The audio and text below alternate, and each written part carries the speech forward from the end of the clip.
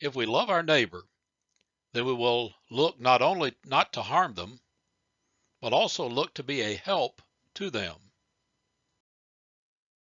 Jesus gave us two keys to the law and its teachings.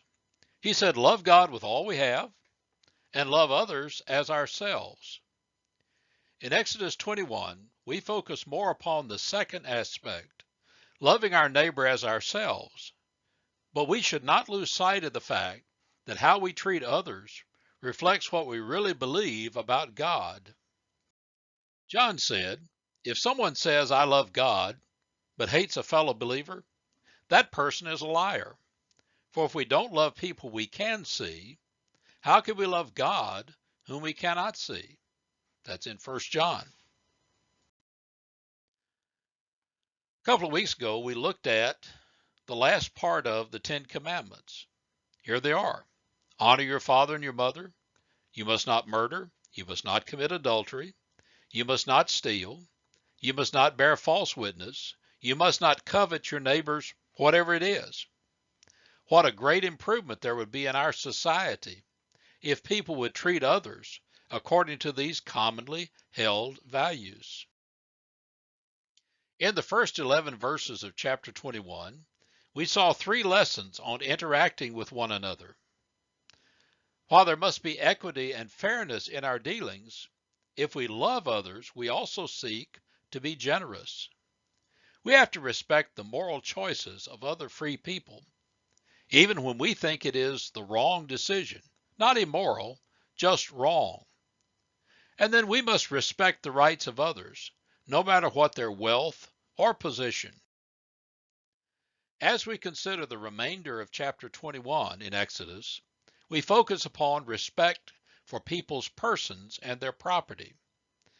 As you read, ask this question: how do I love my neighbor and God if there's been a killing by one of my neighbors against one of the other neighbors?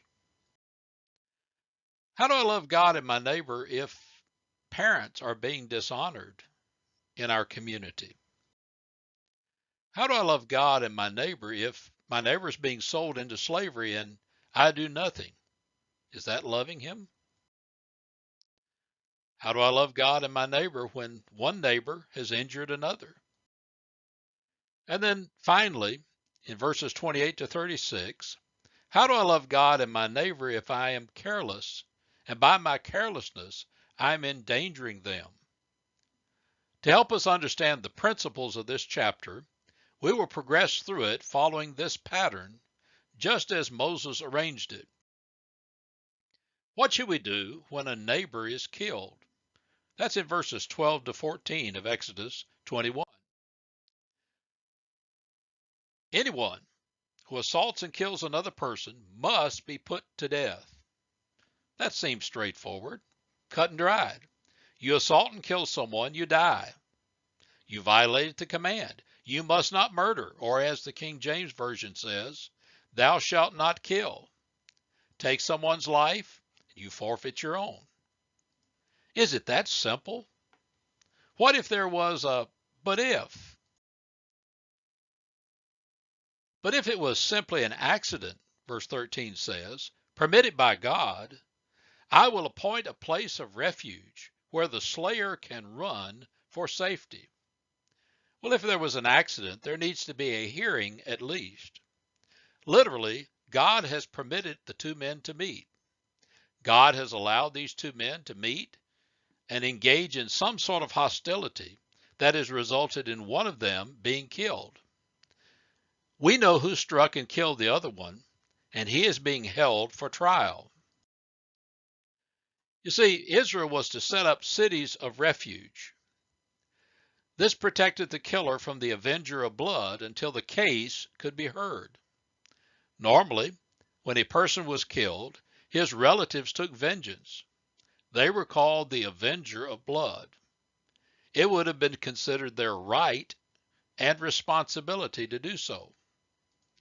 A city of refuge is somewhat like the police arresting someone and putting them in protective custody until trial. This system would come in when they had conquered the land. Understand it was not like playing tag and getting to base and you're safe. If the person was a murderer, they would suffer the penalty.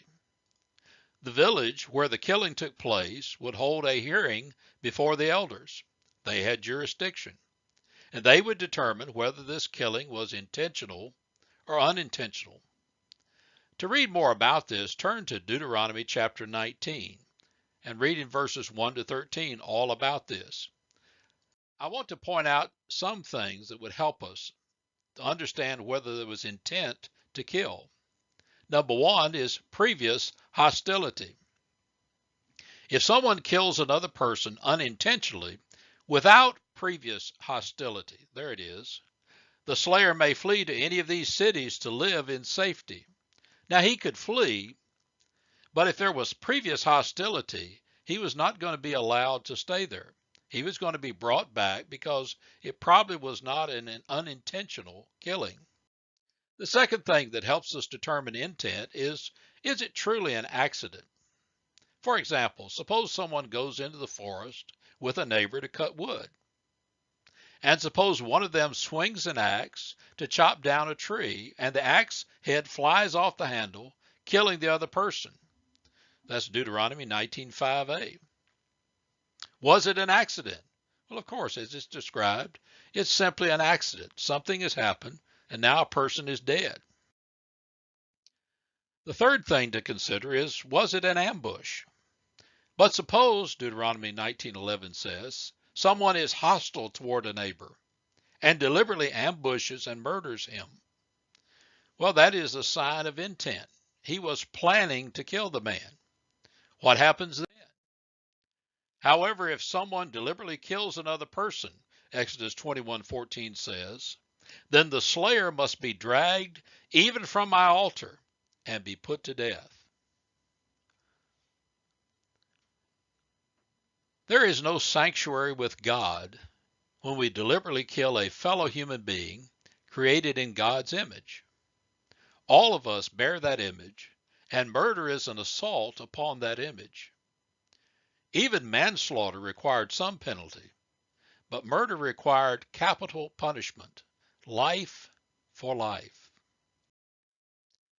I told you previously that I was going to go through this passage in order, but I'm going to skip verse 15 right now.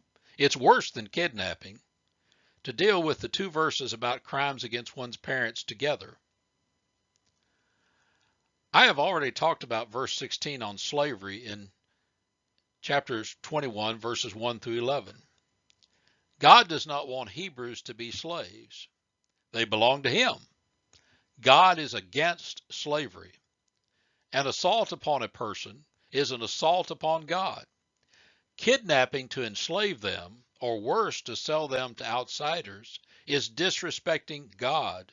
It would be a little bit like a Hebrew selling God. What's the penalty? Kidnappers must be put to death, whether they are caught in possession of their victims or have already sold them as slaves. God is serious about slavery. Violence against parents is worse than kidnapping a neighbor, but not as bad as murdering your parents. A report in the Daily Mail from London, England says this: the number of children and teenagers abusing their own parents has soared by 60%, according to police figures. Children as young as 7 years old have been investigated over alleged violent offenses against their mothers and fathers. The shocking catalog of crimes include allegations of murder, assault, and rape. Experts have blamed the rise in violence against parents on a decline in respect for authority and a lack of discipline. The Bible says in Exodus 21:15, anyone who strikes father or mother must be put to death. Striking means the parents were wounded but did not die. Maybe the blow was not enough to kill, or maybe it didn't land in the right place to kill. You don't strike your parents and go unpunished in a civilized society, much less in a kingdom ruled by God. If a child disrespects their parents, who or what will they respect? Respect for parents is a right given to them by God. It should be self-evident that parents are responsible for their children. Therefore, they are in authority over them. To balance, parents need also to earn the respect of their children by being wise and not arbitrary in their decisions. Sometimes you have to be firm, but you need to be fair in what you're doing. The next verse, verse 17, is translated in most versions as it is in the New King James, and he who curses his father or his mother shall surely be put to death. The New Living Translation, which I am primarily using, says anyone who dishonors father or mother must be put to death. Why the difference? To understand this, we must know what a curse is. Our concept of a curse and theirs apparently do not match up exactly. Cursing Abimelech. During the annual harvest festival at Shechem, held in the temple of the local god, the wine flowed freely, and everyone began cursing Abimelech. Judges 9:27. Here's a clear example of the use of this word cursing. What were they saying? Who is Abimelech? Gaal shouted. He's not a true son of Shechem, so why should we be his servants? He's merely the son of Gideon, and this Zebul is merely his deputy. Serve the true sons of Hamor, the founder of Shechem. Why should we serve Abimelech? If I were in charge here, I would get rid of Abimelech. I would say to him, get some soldiers and come out and fight. In the English sense, I technically don't see any cursing. In Hebrew, when you speak badly of another or foment rebellion, you are cursing the person, that is, dishonoring them. Here's another example, cursing King David. Why should this dead dog curse my lord the king? Abishai, son of Zeruiah, demanded. Let me go over and cut off his head. What was being said? Get out of here, you murderer, you scoundrel, he shouted at David. The Lord is paying you back for all the bloodshed in Saul's clan. You stole his throne, and now the Lord has given it to your son Absalom. At last you will taste some of your own medicine, for you are a murderer. Well, that's what Shimei was saying to David as he fled from Jerusalem. Again, no real English curse words here.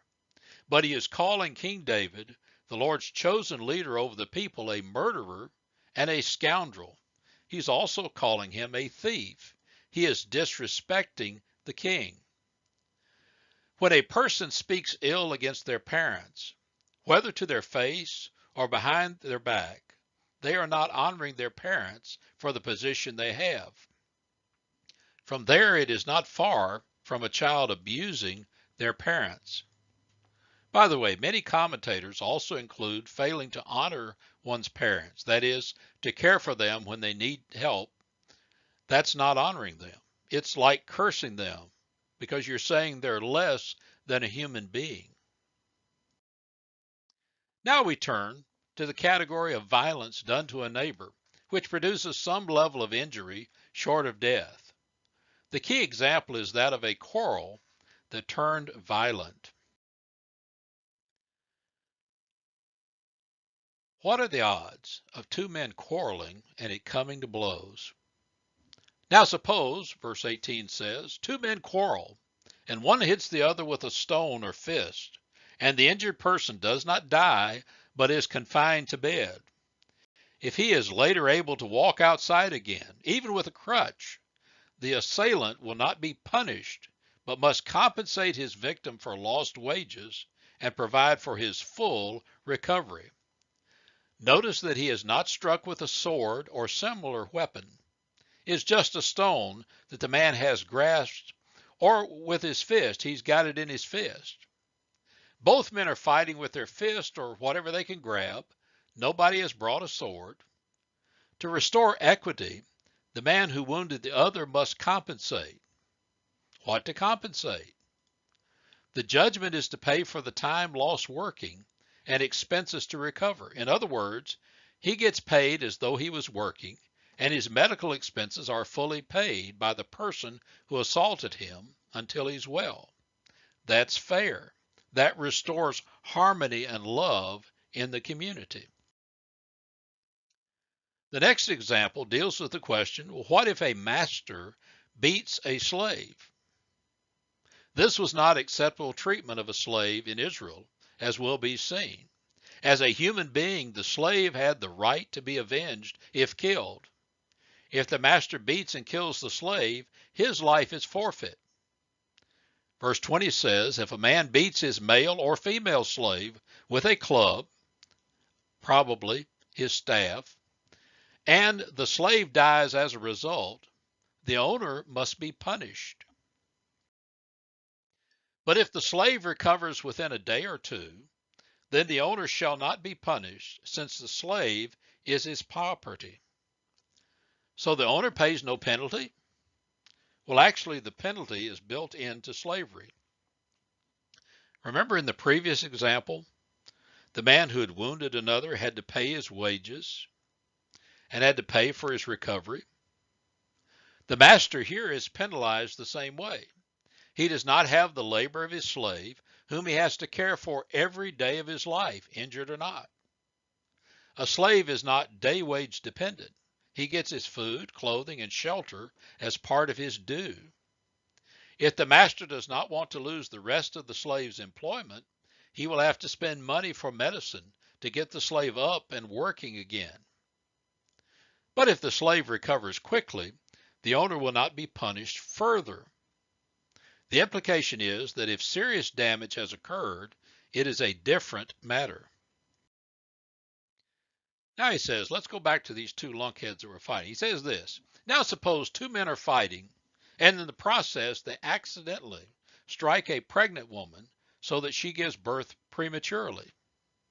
If no further injury results, the man who struck the woman must pay the amount of compensation the woman's husband demands and the judges approve. This time they didn't hurt each other in their brawl, but a pregnant woman. The only thing that happens is the baby is born alive prematurely. Mother and child are going to make it, but one or both has some injury. The compensation demanded by the husband is subject to the approval of the judges, the village elders. But what if the mother and child don't fully recover? He says this, but if there is further injury, the punishment must match the injury. A life for a life, an eye for an eye, a tooth for a tooth, a hand for a hand, a foot for a foot, a burn for a burn, a wound for a wound, a bruise for a bruise. Literally it says you must give, that is, match what was done. This is a call for proportional punishment. If the woman dies from the injury, the man or men owe their lives. If the baby dies, same penalty. If her hand is broken, then you don't kill the assailant. At most, you can break his hand and no more. The punishment has to fit the crime. This rule is also called lex talionis, or eye for an eye, as it is translated in the English Standard Version. It is stated 3 times in the law. Here, in regard to premature birth. In Leviticus, regarding the punishment for the man who blasphemed God and therefore must die for attacking the foundation of blessing for the nation. And then in Deuteronomy 19:21, it is applied to perjury, which is telling lies about someone else in court to get them punished. Whatever penalty they sought to impose on their neighbor must be imposed on them. That's fair. Eye for an eye, life for a life, tooth for a tooth, whatever it was, the penalty for what they were accusing their neighbor must be done to them. That brings fairness. We ought to love our neighbor rather than harming our neighbor. Now let's go back to the matter of slavery. What if the wounding of the slave is permanent, say loss of eyesight or say a tooth? The penalty is the loss of the slave entirely. apparently whether the slave was a Hebrew girl or a foreigner. It says in verse 26 of Exodus 21, if a man hits his male or female slave in the eye, and the eye is blinded, he must let the slave go free to compensate for the eye. And if a man knocks out the tooth of his male or female slave, he must let the slave go free to compensate for the truth. Here is this law of lex talionis being applied fairly in regard to doing something to your slave. It is a deterrent against beating your slave. Now we turn to violence that an animal might do to someone else. What's the responsibility of the owner? How has he failed to love his neighbor, and what should be done? Verse 28 says, if an ox gores a man or woman to death, the ox must be stoned, and its flesh may not be eaten. In such a case, however, the owner will not be held liable. The biggest, most dangerous animal they had was an ox, which is cattle used to pull a plow. Let me tell you something. That's a bad sight if you're not faster than the bull. The horns and weight of the animal make it dangerous if it decides to attack. Why stoned? Why stone the animal? That was not the way they sacrificed animals. By stoning the animal, it therefore could not be eaten. It was a total loss to the farmer. But no other liability for the farmer came with it. But suppose the ox had a reputation for goring, and the owner had been informed, but failed to keep it under control. If the ox then kills someone, it must be stoned, and the owner must also be put to death. Why kill the owner? Well, the issue revolves around what did the owner know? Knowing that his animal had a reputation for goring, he had shown disregard for the lives of his neighbor. In other words, he did not love his neighbor as himself. However, there was an alternative. Verse 30 says, the dead person's relatives may accept payment to compensate for the loss of life. The owner of the ox may redeem his life by paying whatever is demanded. The same regulation applies if the ox gores a boy or a girl. This payment is considered a ransom or redemption of the responsible party's life. It was an option available, apparently, only if the family of the person killed was willing to accept it. The responsibility for setting the price was upon the family, not the owner of the ox, and not upon the judges in the gates. They might suggest it, but it's entirely up to the family as to whether they would accept it or not. Equity, lex talionis, is the key principle. But it does not have to be imposed in a literal fashion if something else could be worked out. Ransom could be paid in the form of a fine. Giving the payment for lost wages is a form of compensation. A fine can be a means of punishment.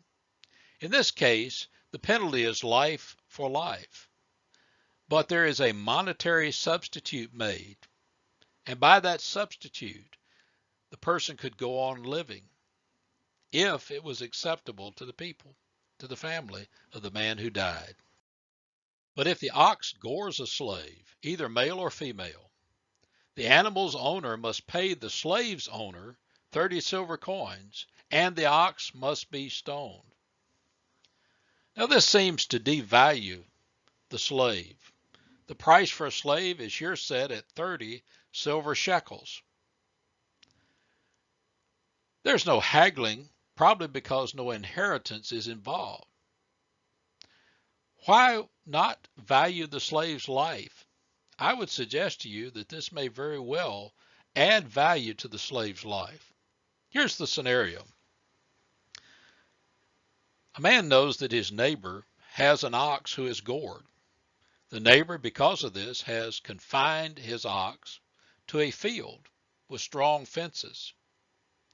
The slave owner orders his slave to cut across that field, knowing very likely that the ox will attack.